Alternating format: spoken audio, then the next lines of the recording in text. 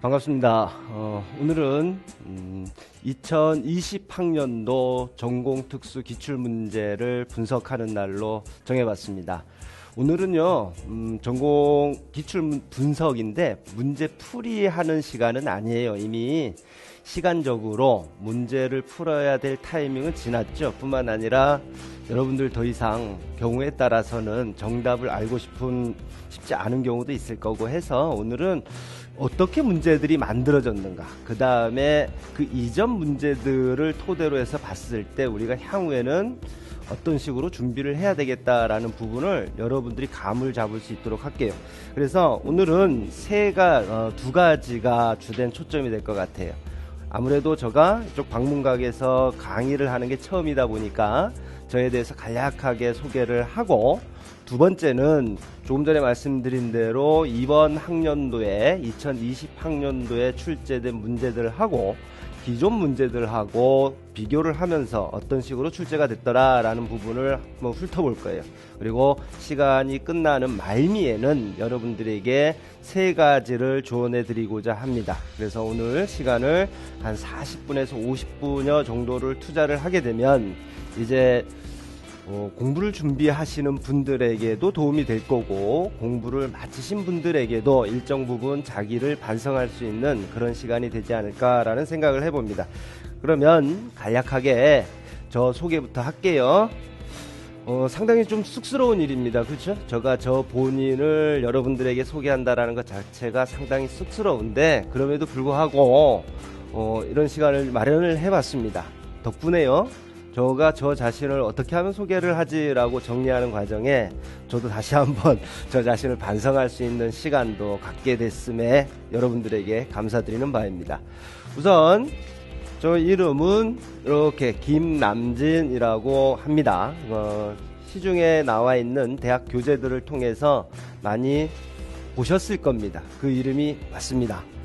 우선 대학원에서 석박사 과정에서 전부 지금 학위를 수여를 받았지요. 석사과정은 특수교육학, 마찬가지로 박사과정도 특수교육학인데 석사과정은 특수교육학 전공, 세부전공 이렇게 됐고, 그 다음에 박사과정도 마찬가지로 여기에서 정신지체학 교육 전공인데 제가 많은 관심을 갖고 공부했던 부분은 당연히 특수교육공학입니다. 이제 제가 이 자리까지 오기 전까지 어떤 곳에서 근무했는가를 간략하게 말씀을 드리면요.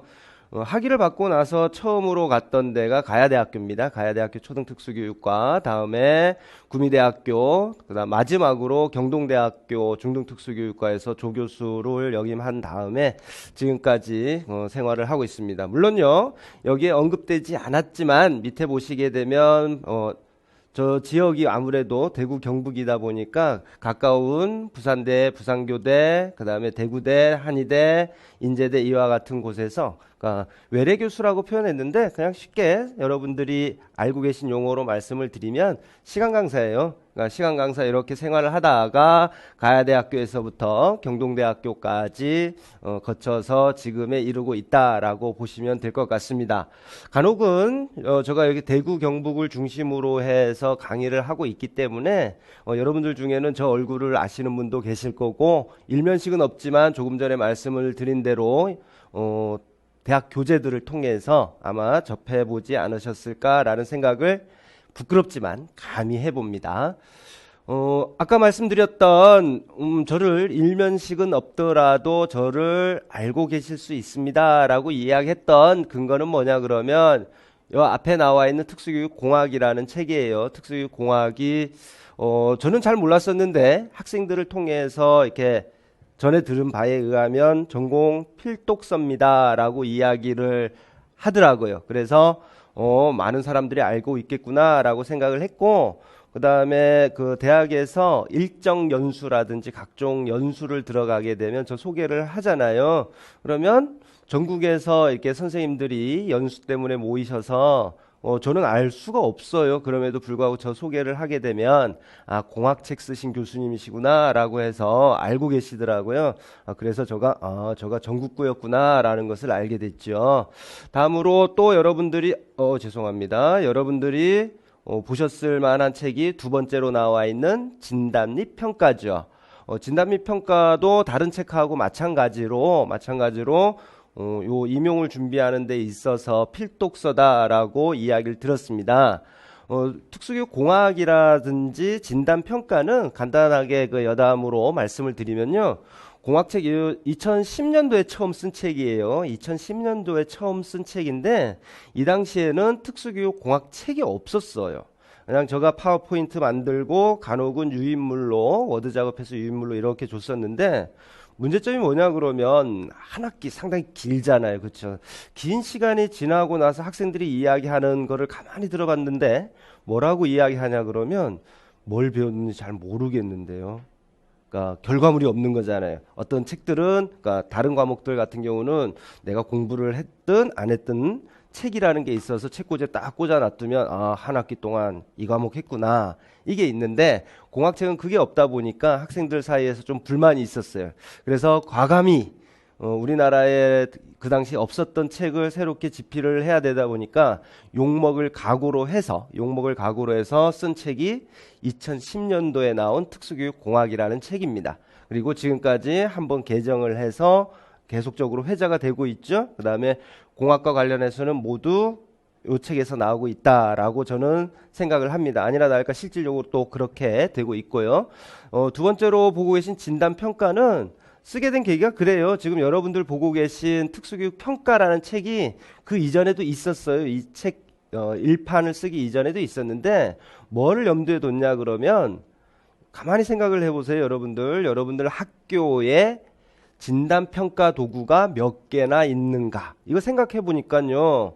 제가 대구대학교에서 이렇게 제일 크다라고 이야기하는 대구대학교에 있으면서 봐도 그렇게 많지가 않아요. 그러니까 예를 들면 많지 않다라는 기준이 뭐냐 그러면 한 명이 하나 혹은 모둠을 이렇게 만들었을 때 4-5개의 모둠이 나온다라고 했을 때 4-5개의 모둠이 하나의 세트를 갖고 직접적으로 오퍼레이팅 시켜볼 수 있을 만큼 넉넉치가 않습니다. 상당히 경우에 따라서는 고가가 되다 보니까요. 그래서 어떻게 하면 학교 여건이 다 다름에도 불구하고 다 이렇게 진단평가라는 부분을 접할 수 있을까라고 고민을 하면서 만들었던 책이 요 두 번째 나온 진단 및 평가라는 책이지요.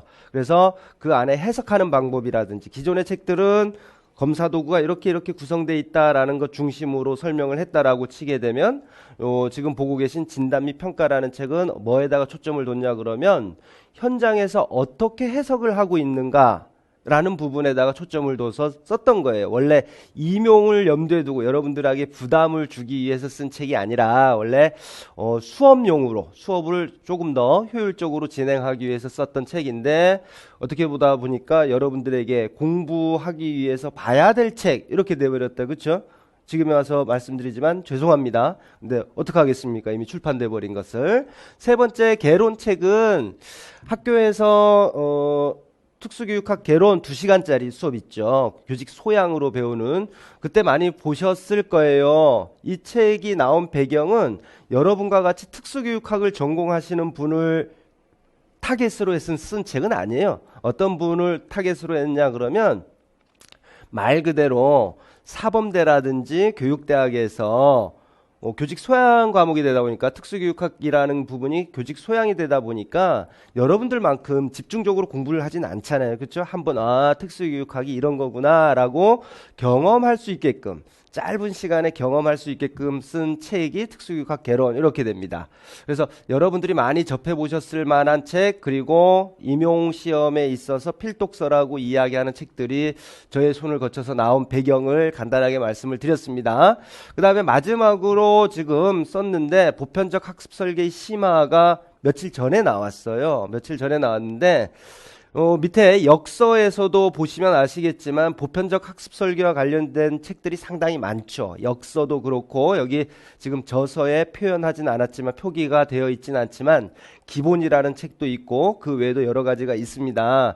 이와 같이 보시게 되면 최근에 제가 공들여서 했던 부분이 보편적 학습 설계와 관련된 내용이다라고 여러분들에게 이야기할 수 있겠네요. 그래서 보편적 학습 설계와 관련된 대부분의 시험 문제들은 제가 이야기하는 제가 혹은 여기서 쓴 책 혹은 번역해낸 책에서 출제가 되고 있다라고 여러분들이 보시면 돼요.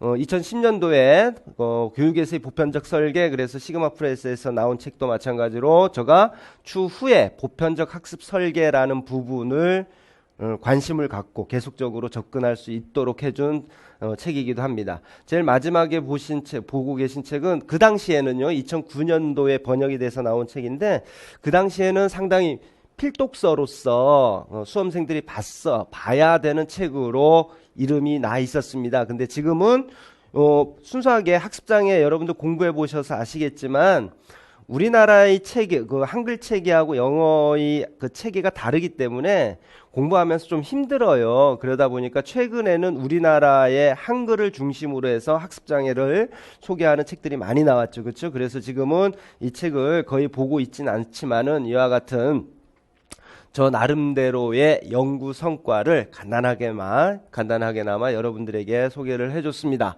그래서 지금 저를 믿으라고 여러분들에게 저를 소개하는 거예요. 이만큼 대학에 있으면서 여러분들하고 제가 2003년도서부터 대학에 시간 강사로 시작을 해서 지금까지 있었으니까 16년, 17년 됐다. 그렇죠? 그만큼 여러분들을 실질적으로 생활 터전이라고 이야기할 수 있는 대학 장면에서 여러분들을 가르쳤었고, 여러분들의 고민을 제가 상담을 했었고, 공부하는 모습도 지켜보면서 뭐가 문제인지 잘 파악해 왔다라는 부분을 강조하기 위한 겁니다. 지금 보고 계신 부분은 제가 방문각에 오면서 이렇게 하겠다라는 저 나름대로의 신조입니다. 저 나름대로의 신조, 모토인데, 비어 코리아 스페셜 에듀케이션 티처 줄여봤더니 교묘하게 뭐가 되냐 그러면 코르셋이 돼요. 여러분들 입는 그 코르셋 있죠? 보정용 혹은 교정용 속옷이라고 이제 우리들이 많이 알고 있는데 코르셋이 됩니다. 코르셋인데 오해하지 마세요. 그런 옷은 그런 것을 이야기하는 게 아니라 대한민국 특수교사, 저는 수업 시간에 이런 이야기 많이 했었죠. 대한민국 특수교사가 이런 뭐뭐뭐 해서는 되겠느냐, 가만히 있어서 되겠느냐, 더 노력해야지 라고 이야기들을 많이 했는데 어떤지 모르겠습니다. 대한민국 특수교사 가만히 듣기만 해도요, 자긍심, 자랑스러움이 샘솟는 그런 용어입니다. 그렇죠? 여러분들에게는 꿈이죠. 그렇죠? 올 한해가 2020년 그러니까 2021년을 준비할 때 여러분이 꼭 되고자 하는 목표이기도 할 겁니다. 됐다라고 하면 자부심이죠. 나는 대한민국의 특수교사다 라는 부분을 여러분들 만들어 드리려고요. 그래서 이번에는 저는 책도 그렇고 모든 것을 코르셋으로 명명했습니다. 코르셋 시리즈 1, 2 이렇게 해서 교재도 코르셋 시리즈로 나갈 거고, 계속적으로 교재 안에서도 코르셋이라는 이름을 씁니다. 그러면 코르셋이 뭔가 이렇게 한번 되뇌어 보게 된다면 대한민국 특수교사가 되고자 하는 저의 염원을 이렇게 표현을 했구나라고 생각을 해주시면 좋을 것 같아요.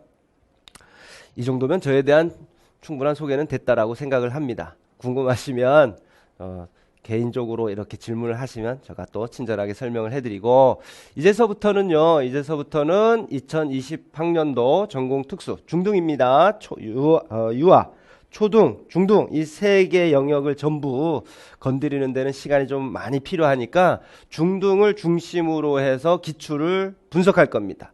모두의 말씀을 드렸지만 기출 문제 풀이가 아닙니다. 기출 문제 풀이가 아닌 기출 분석인인 만큼 제가 이야기하고자 하는 바를 여러분들이 잘 헤아려서 들었으면 좋겠습니다. 여기 한번 볼게요.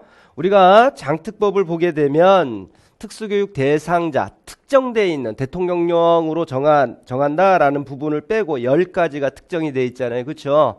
그 특정되어 있는 10가지 장애 영역을 중심으로 해서 어떻게 문제들이 만들어지고 있는가 합니다.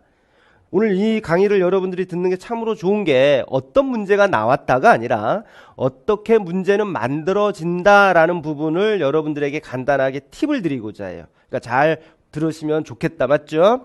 분석을 한 거는 몇 해 전까지 분석을 했냐 그러면 이번이 2020년이니까 작년도 2019년도서부터 5개년 동안의 문제들하고 올해 문제하고 이렇게 분석을 했습니다. 분석을 했고, 그 다음에 A-9, B-9는 유형이죠. 그쵸? A 유형에서 나왔느냐, B 유형에서 나왔느냐, 그리고 몇 번 문항이었느냐라는 부분을 여러분들에게 보여주기 위해서 A-9, B-5 이와 같은 표현을 썼습니다. 그래서 A 유형이 9번 문제였구나, 이와 같은 경우에요. B 유형의 5번 문제였구나 라고 생각을 하시면서 보시면 될 것 같고, 여기 이번 A-9번 문항에서는 뭐를 물어봤냐 그러면 단한 만환경 사용 방법 아느냐, 그 다음에 배율 구할 줄 아느냐, 이 부분이 시험 문제가 나왔었고, 보조공학 지원 계획과 관련해서 확대 독서기라는 것을 이거 보조공학 파트에서도 배울 수가 있고 여러분들이 시각장애아 교육에서도 배울 수가 있는데,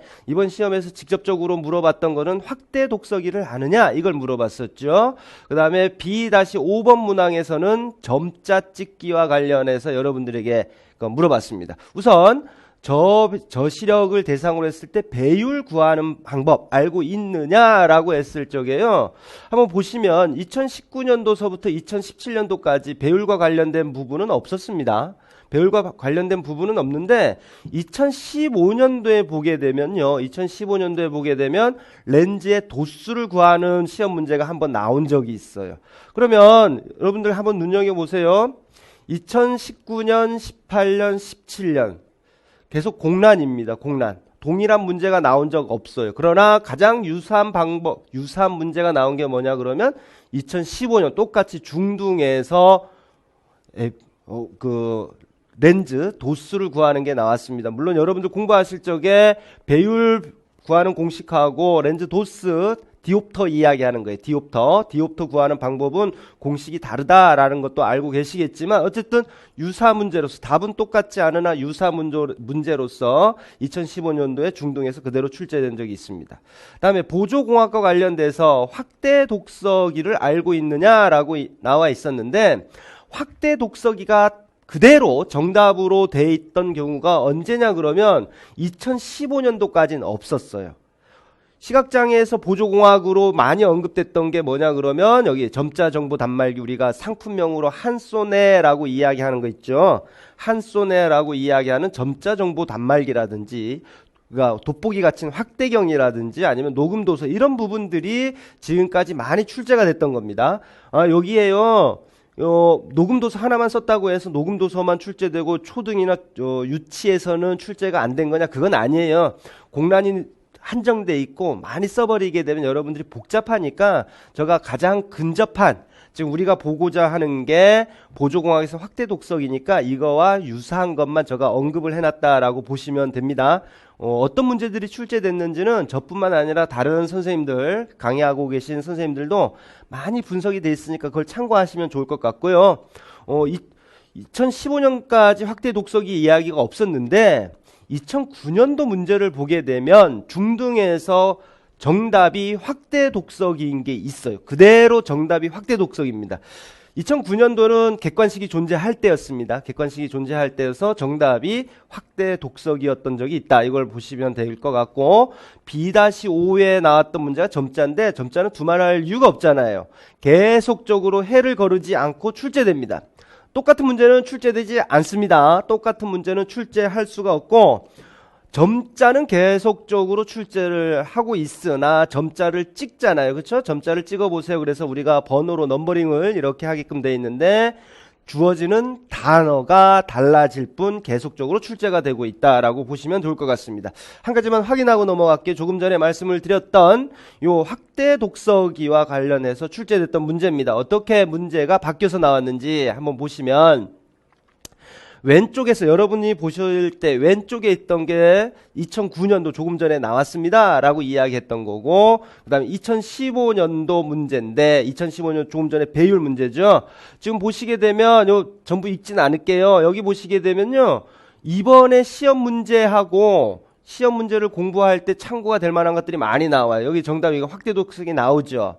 직접적으로 확대 독서기가 정답이었던 게 2009년도입니다. 그 다음에 2015년도 문제를 보게 되면, 공부를 해 보셨다 그러면요, 2015년도 시험 문제를 공부해 보셨다 그러면 이번 시험 문제는 이건 진짜 우리가 시쳇말로 거저먹는 문제가 돼버렸을 수가 있어요. 여기 보시게 되면 확대경 이야기 나오잖아요. 지금까지 가장 많이 언급됐던 그 보조공학 중에 하나가 확대경이란 말이에요. 근데 여기 문제 보시면 광학기구에는 확대경과 망원경, 안경 등이 있다라고 해서 지금까지 초점은 확대경을 중심으로 해서 문제가 나왔고 배율도 마찬가지로 확대경 중심으로 나왔었다라고 했는데 이번에는 이 포커스가 어디로 싹 갔느냐 그러면 망원경으로 갔죠. 망원경 사용 방법 알고 있느냐?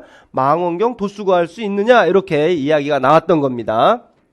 다음에 보시면 이게 올해 문제거든요. 올해 문제인데 조금 전에 봤던 걸 토대로 하게 되면 앞서 우리가 살펴봤던 게 이거잖아요. 2009년, 2015년 두 개 연도 문제만 놓고 보더라도 이와 상당히 유사하죠. 문제를 만들어내는 방법은 그렇습니다. 하나도 없던 것을 새롭게 만들어낼 수는 없어요. 시험을 출제에 들어가시는 분들이 학원에서 항상 임용만 생각하면서 여러분들을 가르쳤던 강사분들이 아닙니다. 그분들은 자신의 영역에 대해서만 깊이 파고 있는 대학의 교수님들이 들어가시잖아요. 단기간에 이와 같이 새로운 문제를 만들어낸다는 것은 상당히 불가능합니다. 뭔가를 참고했겠죠. 그렇죠? 여러분도 미루어 짐작하고 있겠지만 뭔가를 참조했을 것이다. 근데 우리는 모릅니다. 무엇을 참조했는지는. 근데 조금씩 보이기 시작한다. 그렇죠? 다음으로 넘겨볼게요. 이번엔 청각장애입니다. 청각장애 A-8에 보시게 되면 독화의 한계점에 대해서 묻습니다. 키워드는 동음, 동형, 이음어 많이 들어보셨을 거고 그 방법으로 나타나는 현상이 뭐냐라는 대답에 대한 키워드가 몸의 중성화 현상. 그리고 마지막으로 이거를 어떻게 이와 같은 현상이 나타나는 것을 어떻게 수정해 줄 것이냐와 관련해서 발화 수정 전략에 대해서 물었었습니다. 다음으로 B-11을 보게 되면 각종 청각장애에서 가장 시험 많이 나오는 부분이잖아요. 그렇죠? 이미 여러분들 공부를 하신 분은 항상 나왔던 문제지. 그 다음에 중점적으로 공부하셨을 거고 이제서야 이제 공부 좀 해볼까? 이렇게 생각하시는 분들은 추후에 공부를 하시는 과정에서 수도 없이 많이 들어보셨을 겁니다. 어떻게 출제됐는지 한번 볼게요. 구화법, 특히나 독화 한계점과 관련해서 2017년까지 직접적으로 독화 한계점을 물어봤던 시험 문제는 없습니다. 몇 개 년도에 없었다고요? 몇 해 정도까지? 3해 정도까지는 없었다. 3년 안엔 안 들어왔었다. 맞죠? 근데 2016년도에 유치원 시험 문제, 유치원 특수교사 시험 문제에 독화 한계점을 묻습니다. 지금 노란색으로 칠한 건 뭐냐 그러면 키워드가 일치한다라는 것을 여러분들에게 보여주려고 일부러 노란색으로 표시를 했어요. 이거 땡겨왔네요. 그쵸? 땡겨왔고 그 다음에 2014년도에 요 지금 15년도 5개년치만 내가 분석해서 보여주겠다라고 해버리니까 14년도께 안 들어왔는데 똑같이 중등에서 요게 출제가 된 적이 있습니다. 독화 한계점을 키워드로 해서 출제된 적이 있습니다. 다음으로 B-11에 나와 있는 검사와 관련된 부분들은 수없이 많이 출제돼요. 거듭 이야기해 드리지만 땡 처리된 게 문제 출제 안 됐다라는 게 아니라 그냥 제가 듬성듬성 좀 놔둔 거고 특별히 이렇게 표시한 건 상당히 키워드가 유사한 것들 중심으로 해서만 표현을 한 겁니다. 2017년도에 똑같은 문제는 아닙니다. 똑같은 문제는 아닌데 어음 명료도 검사와 관련해서 질문을 합니다. 이번에는 어음 명료도 검사와 관련해서 실시 방법을 물었다 그러면 그 당시에는 어음 명료도 검사의 수치를 구해라 뭐 이런 식으로 나왔을 거예요. 물어보는 영역은 똑같은데 무엇을 물어보고 있느냐만 달라졌다. 이렇게 보시면 돼요. 참 특이한 케이스입니다. 이 경우는. 다음으로 지적장애와 관련해서 한번 볼게요. 지적장애는 B유형에서 6번 문제인데 프레더 윌리 증후군이 나왔습니다. 프레더 윌리 증후군인데 이 프레더 윌리 증후군은 우리가 어떤 단원에서 배우냐 그러면 원인론에서 배우잖아요. 그렇죠? 원인론에서 배우고 증후군을 쭉 묶어서 보여주는데 지금까지요 생의학적 원인은 수없이 나왔습니다. 예를 들어서 2019년도 중등 나왔고 중등, 초등, 중등 이렇게 나왔는데 정답이 프레더 윌리 증후군이었던 적은 한 번도 없습니다. 생의학적 원인에 대해서는 계속적으로 나왔으나 프레더 윌리 증후군이 정답인 적은 한 번도 없다. 잘 새겨서 들을 필요가 있을 것 같아요. 다음으로 B-6번 문제가 뭐냐 그러면 기본 전제에 대해서 묻습니다. 기본 전제.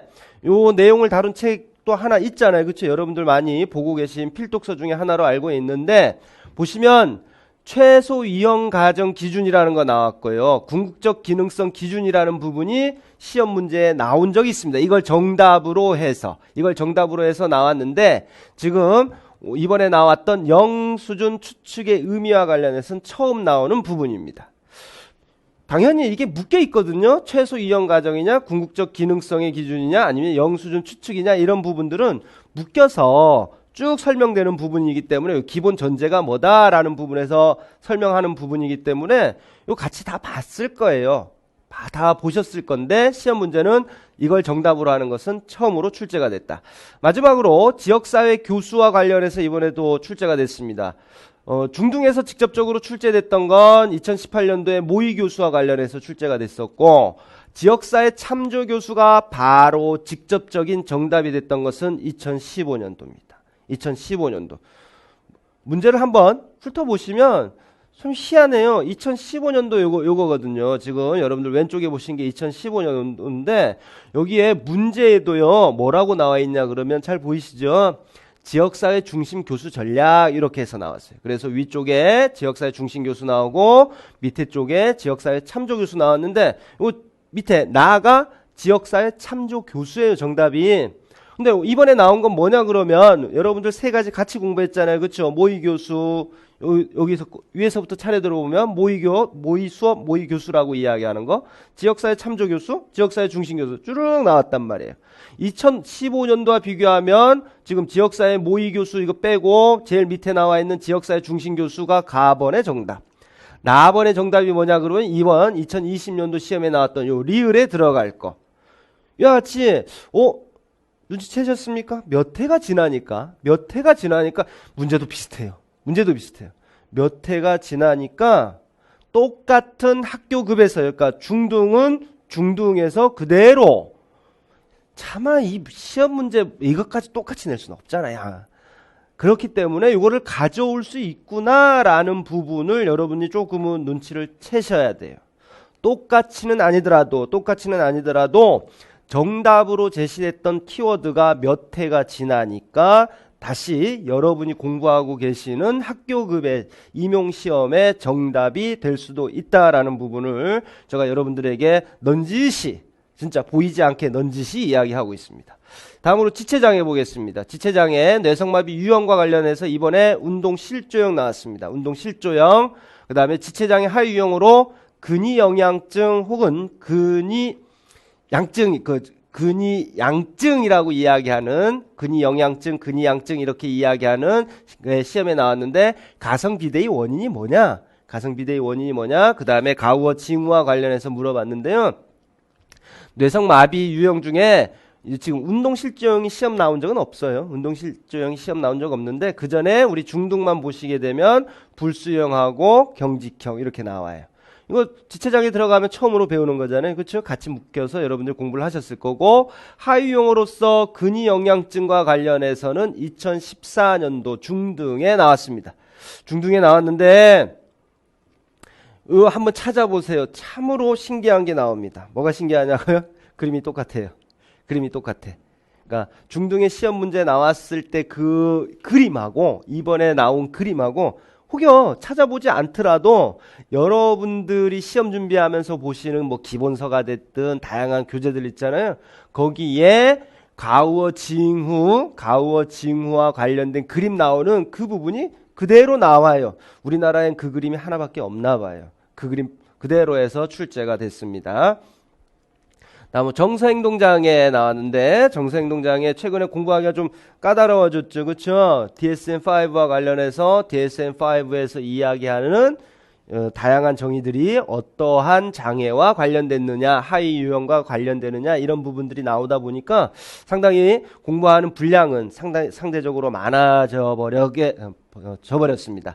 이번에 시험 문제 나온 건 범불안 장애가 나왔습니다. 범불안 장애가 나왔는데 이번에 그 2018년도에 불안장애와 범불안장애는 아니고 불안장애와 관련돼서 체계적 둔감법이 시험 문제 나온 적은 있어요. 그러니까 전혀 나오지 않았던 건 아니죠. 그래서 2019년도부터 직접적으로 범불안장애를 키워드로 하는 문제는 출제된 적이 없었다. 다음에 B-1에 보게 되면 1번 문항을 보게 되면 인지적 모델과 관련된 시험 문제 나오는데 인지적 모델과 관련해서요. 2016년도에 합리적 정서행동 지금 치료 요 부분이 시험 문제가 나왔었습니다. 몇 해 지나서 났죠? 한번 세볼까요? 하나, 둘, 셋, 넷. 단순하게 4년 전에 나왔습니다. 4년 전에 나왔던 문제니까 어떤 현상이 벌어진다고요? 이제 땡겨서 시험 문제 쓸 수 있다고요. 똑같은 것을 키워드로 해서. 보시면 요거 한번 볼게요. 지금 이게 만화 같이 된 건데 A 같이 했을 때 가와 같은 방법으로 하는 거하고 나와 같이 행동하는 게 어떠한 개념적 모델을 쓰고 있는 것이냐 2016년도에 이렇게 나왔었단 말이에요. 이쪽 보시니까 요 지금 대략 보이실 거예요. 잘 안 보시면 2016년도 중등 보시면 이게 만화로 사파로 주어져요. 오른쪽 거부터 설명드리면 엄마 정도 되는 것 같아요. 엄마가 뭔가를 이렇게 꽃병 이렇게 다들 쓰러지니까 수리하는 걸 보고 나도 저렇게 하면 되겠구나 이걸 배웠다라는 거예요. 왼쪽에는 네 이렇게 생각하면 안 되는데 라고 해서 생각을 고쳐먹는 거 이런 부분이 나왔는데 이게 인지적인 접근이잖아요. 그렇죠? 왼쪽이 인지적인 접근이라 그러면 나 쪽은 행동주의일 거예요. 지금 이게 2020년도에 보시게 되면 특수교사가 하는 이야기 중에 기억, 블랭크를 채우는 건데 여기도 나와요. 비합리적 신념을 논박하면 비합리적 신념이 합리적 신념으로 변화하여 뭐 이런 식으로 블라블라블라 나오는데 이거 똑같은 문제 아닙니까? 그렇죠? 똑같은 문제 아닙니까? 그러니까 뭐가 똑같습니까? 이렇게 이야기하는 사람이 있는데 이제 그 정도는 제가 이야기하는 의도를 알 거예요. 똑같은 문제입니다. 두 개가 똑같은 문제예요. 만화 사파를 통해서 제시했느냐 아니면 이와 같이 텍스트로 대화체로 해서 제시했느냐만 달라졌을 뿐 키워드도 똑같고 문제도 똑같은 거다. 이렇게 볼 수가 있을 겁니다. 자폐입니다. 자폐 보시게 되면 두 가지를 키워드로 마음 이해 능력을 여러분들이 알고 있느냐 여러분들 보시게 되면 인지발달 특성에서 마음 이론이라는 것 들어보셨을 거예요. 보니까 2018년도에 초등에서 나왔어요. 초등에서. 다른 부분들 인지발달 특성과 관련돼서 세 가지 여러분들 배우셨을 건데 이 세 가지와 관련해서 여기 쭉 나왔어요. 쭉 나왔었고 마음 이론이 출제됐던 것은 2018년도에 초등 이거 그대로 나왔죠. 근거 있네요. 그렇죠. 안 나왔던 거 아니네. 이거 공부 여러분들 하셨을 거고. 그 다음에 교육적 중재와 관련해서 파워 카드 전략 나왔었는데 요 파워 카드 전략 좀 이따가 하나 보여드릴게요.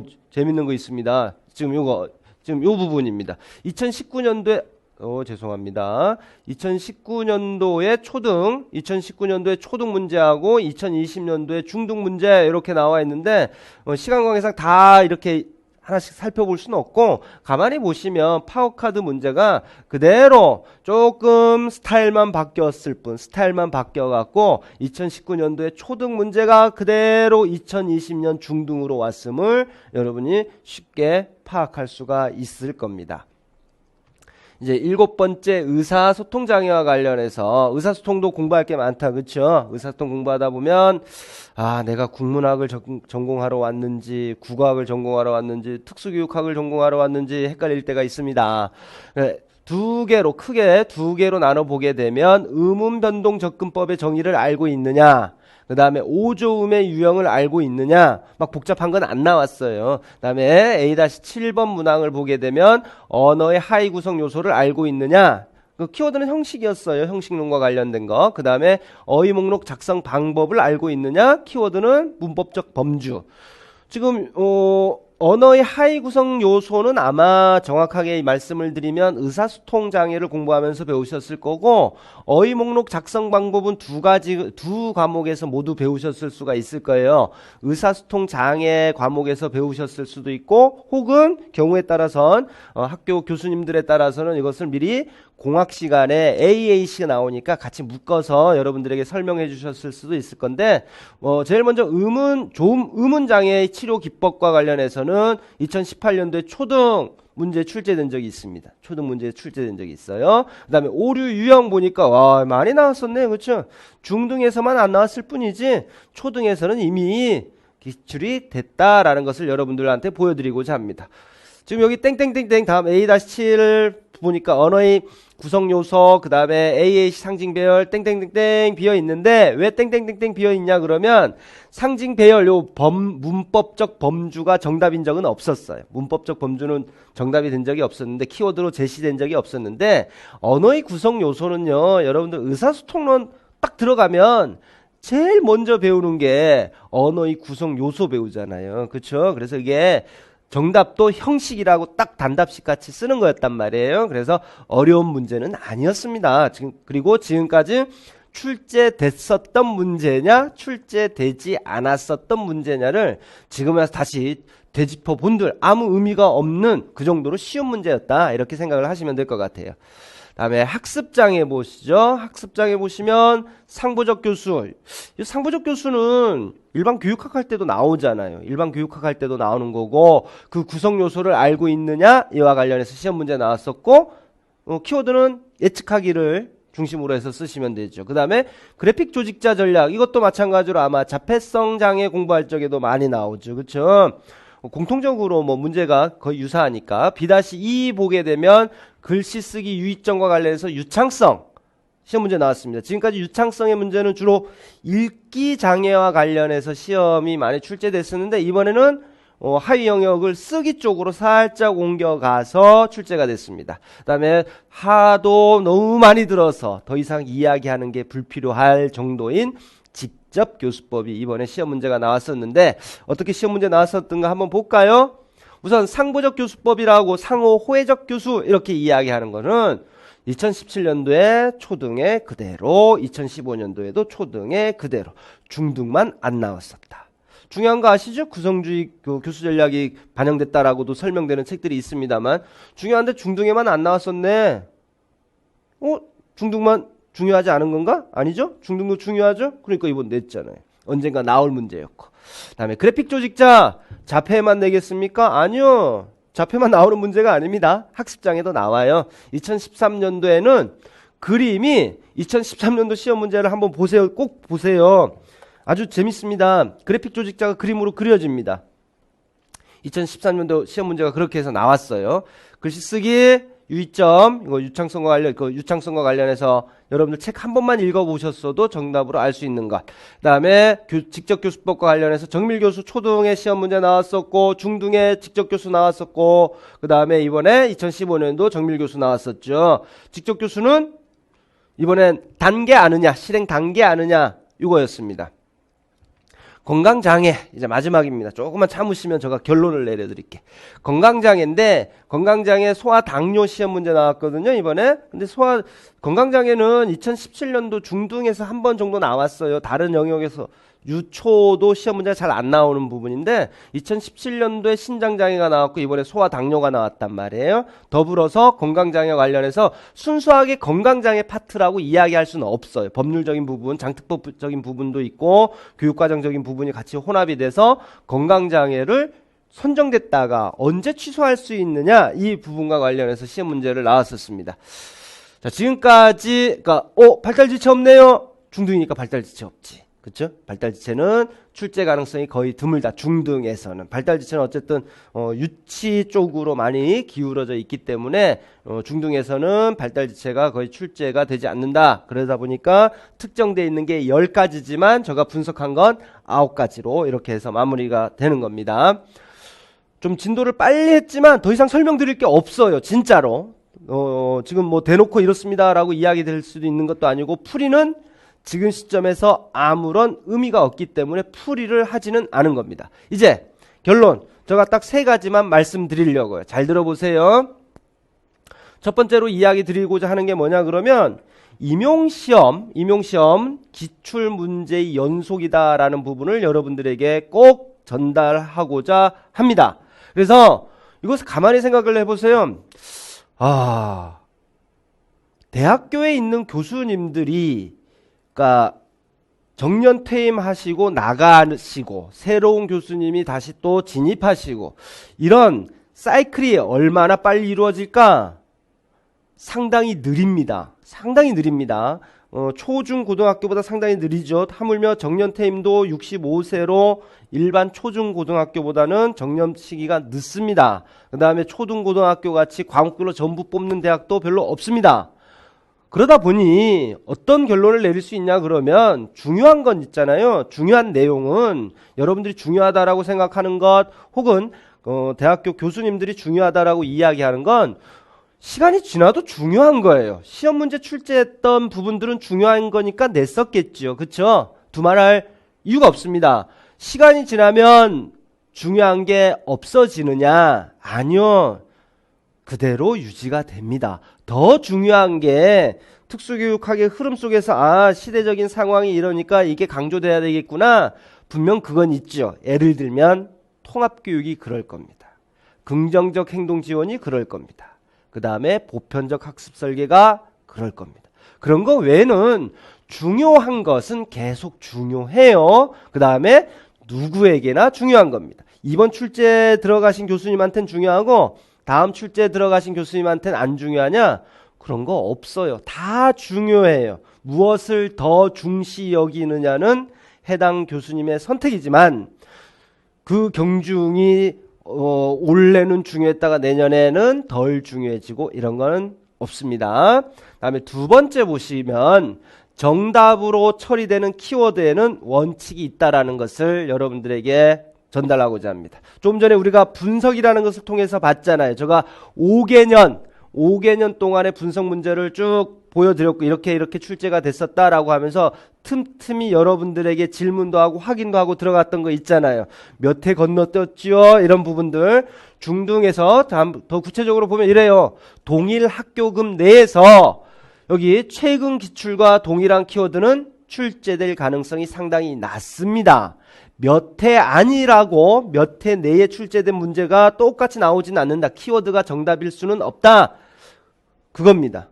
그 몇 해를 지금 이 시간에 여러분에게 단정해서 이야기 드릴 수는 없어요. 그러나 최근래에 예를 들어서 3년 정도가 아까 보니까 그 한계가 됐던 것 같아요. 그렇죠? 3년 안에 중등에서 시험 문제가 나왔다. 정답이 A였다. 근데 원래 시험 문제 그 A가 정답으로 출제되지는 않는다는 거죠. 그런데 한 가지 더 눈여겨봐야 될 건 뭐냐 그러면 여기 보면 그러나 라고 이야기를 했습니다. 상이한 학교급 간에는 상이한 학교급 그러니까 오늘 제가 중등을 여러분들에게 소개를 했잖아요. 중등을 소개했으니까 초등하고 유치를 이야기하는 거예요.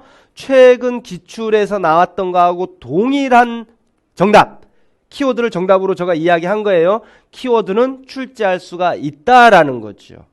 무슨 이야기인지 아시겠죠? 그러니까 내가 중등이면 한 3년 정도 저 딱 찍어서 이야기하는 거 아니에요. 한 3년 정도는 똑같은 정답이 나올 수가 없다. 그러나 인근의 거, 유치원이라든지 초등 시험의 것을 그대로 가져와서 정답을 만들 수는 있다. 그 이야기를 하는 거예요. 그 다음에 세 번째 뭐냐 그러면 아까 틈틈이 보셨겠지만 저의 개인적인 기억으로는 그래요. 과거에 지적장애의 이론적 모델이 시험이 나온 적이 있어요. 그때 학생들이 저한테 묻더라고요. 교수님 이게 시험 문제 나올 만한 겁니까? 저는 이렇게 대답을 했습니다. 당연히 나오지요. 잘 만들었네. 내가 원하는 스타일이야 라고 이야기한 적이 있어요. 학교 학생들한테. 왜냐 그러면 우리는 시험에 나올 걸 마치 상당히 복잡한 거는 시험 나올 것 같고 그 정신지체, 과거의 정신지체, 지금 지적장애를 이해하는 데 있어서 가장 기본적이다라고 이야기하는 그런 모델들은 그냥 패스해버려. 깊이 있게 생각도 안 하고. 근데 그거를 허를 찔러서 냈단 말이에요. 지원 모델도 마찬가지고요. 그 다음에 아까 언어의 구성 요소. 어떻게 보면 공부하는 입장에선 참아. 이거 나와야 돼? 당연한 거 아니야? 이렇게 하면서 그냥 패스 시켜버렸을 수가 있는데 그런 부분들이 상당히 중요해요. 그걸 토대로 해서 여러분들은 지식을 확장을 해나가야 됩니다. 기본 개념에 대한 충분한 이해가 있고 그것을 토대로 해서 지식을 확장해 나가야 돼요. 한 학자의 이름을 빌면 브루너 많이 들어보셨을 거예요. 그렇죠? 지식의 구조라고 이야기했던 사람인데 그 이론을 이야기했던 사람인데 뭐라고 이야기를 하냐 그러면 왜 지식의 구조가 중요하냐 아시죠? 제일 처음 암기하기 쉽다라고 이야기를 했잖아요. 내가 충분히 이해가 된다면 기본 개념은 암기하기도 쉬워요. 암기가 됐으니까 이해하기도 쉬워요. 그 다음에 다른 부분에다 적용하기도 쉬워요. 마지막으로는 학교 급 간의 차이를 줄인다라고 이야기를 했는데 저는 그 이야기를 여기 이 지금 세 번째 이야기하는 데서 하고 싶습니다. 무조건 방대한 양을 외우는 게 중요한 게 아닙니다. 기본 개념을 명확하게 알고 계시면 그 어떤 문제가 나오더라도 여러분들이 알고 있는 수준을 적용을 시켜서 문제를 풀 수가 있다라는 부분이죠. 세 가지는 오늘 기출문제 분석을 통해서도 당연시 도출될 수 있었던 겁니다. 연속이라는 거 확인됐고 그 다음에 정답 옆에서 빌려오는 거구나 라는 부분, 그 다음에 마지막은 기본적인 문제들을 중심으로 해서 나왔지 아주 깊이 있는 데서 꼬아서 나오거나 이런 적은 없다. 이 세 가지를 여러분들이 오늘 기출문제 분석을 통해서 어느 정도 눈치를 채셨으면 좋겠어요. 이제 마지막입니다. 제가 여러분들에게 이 이야기하고 끝낼게요. 조금 전에 살펴봤던 세 가지 있잖아요. 세 가지, 그쵸? 임용시험은 기존 기출문제를 계속적으로 연속해서 내는 것이다. 그 다음에 두 번째는 서로 초등, 중등, 유치 이 세 가지가 서로 출제하는 기본적인 뭔가 룰이라는 게 있는 것 같다. 이거 살펴봤고, 세 번째가 뭐냐 그러면 기본이 중요하다. 그 기본을 토대로 해서 지식을 확장해 나가야 된다. 왜냐 그러면 여러분은 암기에 한계가 있단 말이에요. 암기에 한계가 있으니까 그럴 수밖에 없어요. 그래서 저는 임용시험 합격을 위한 불변의 진리 뭐냐? 탄탄한 기본 필요하다. 탄탄한 기본이 필요하다. 그리고 공부는 반드시 머리로만 하는 게 아니다. 머리로만 하는 게 아니라 이 전략을 알면 어떻게 이야기할까요? 감히 이야기해 볼까요? 4개월만 열심히 해도 4개월 너무 짧다. 제가 계획한 커리에 의하면 8개월만 열심히 해도 합격 커트라인은 될 수 있다. 저는 그 이야기를 감히 오늘 이 자리를 빌려서 이야기해드리고 싶습니다. 침대는 가구가 아니라며 과학이라며 맞죠? 마찬가지로 임용시험 과거의 토익은 기술입니다라고 이야기했던 것 같이 무조건 머리 싸매고 해서 열심히 했다. 안 됩니다. 그런 사람 한두 명입니까? 그렇게 할 것 같으면 다 했지요. 기본 우리가 무심코 넘겨버리는 그런 사항들, 그런 부분들을 탄탄히 해야 되고 전략적으로 접근하자. 이 부분이 저는 임용을 준비하는 여러분들에게 있어서 가장 중요한 게 아닌가 싶습니다.